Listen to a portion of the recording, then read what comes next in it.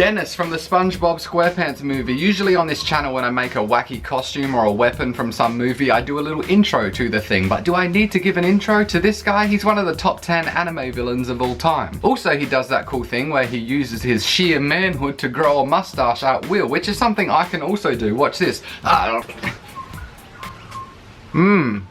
Very tight. So without any more boring talking, let's get straight to the costume making. I'll probably shave this off. So first things first, I already bought a leather jacket from a thrift shop and took the sleeves off it. It's actually pretty hard to include this in my costume because I look so damn good in it already. But it's time to make the weird little shoulder armor things. I'm gonna use EVA foam for those things. Let's go.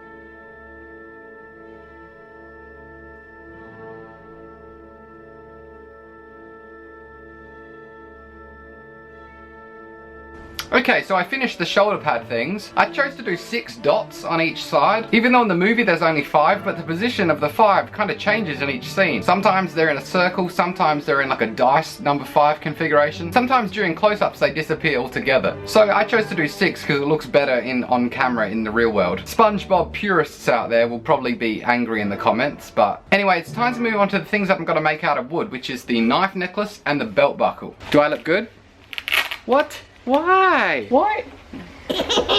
You put it on your shoulder. Ooh, you look cool, man. Why do you have to destroy everything? Oops. What the heck? You're choking me out.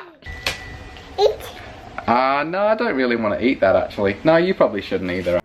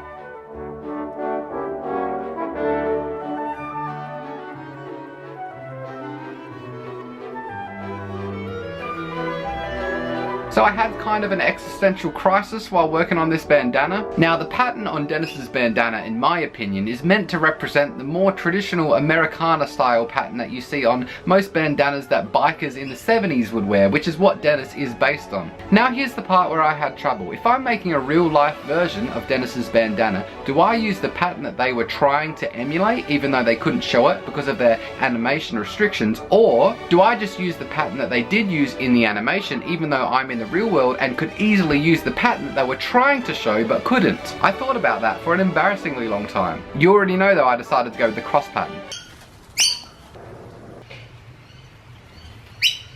And so with that last little flourish of paint on the boot, the Dennis costume is complete and it's time to suit up.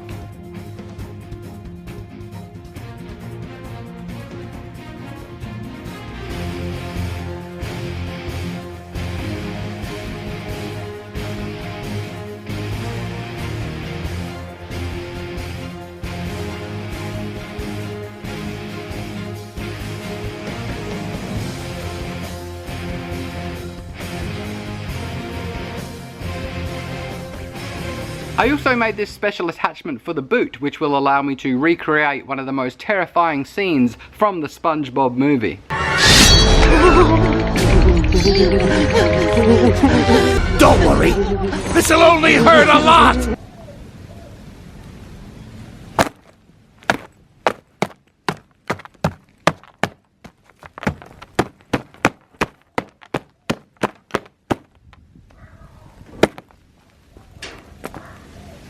And so that is my completed Dennis cosplay. I wore black skinny leg jeans to emphasize the cartoonish upper body strength of Dennis. And I have to say, people that wear skinny leg jeans for fun, you're an idiot. These are the worst things I've ever put on in my life. Also, maybe it's just me, but do I look really, really cool in this costume or what? Like, I feel like I could beat someone up. I couldn't because it's a costume based on a children's cartoon villain. Also, you can do this. And that's cool. Hey, if you like this costume, the entire thing is on Etsy because I don't really have a use for it. No one does, really. But if you want to buy it, there's a link below. There's also a link to my Patreon where if you oh my god, I'm gonna kill that bird. There's also a link to my Patreon where if you support me, you can get paintings and props and that's sent to your home. Please consider supporting me on Patreon. These videos take a long time to make. I spent like an hour making that SpongeBob thing out of clay just so I could stomp on it. Anyway, Dennis from SpongeBob, costume done, video done.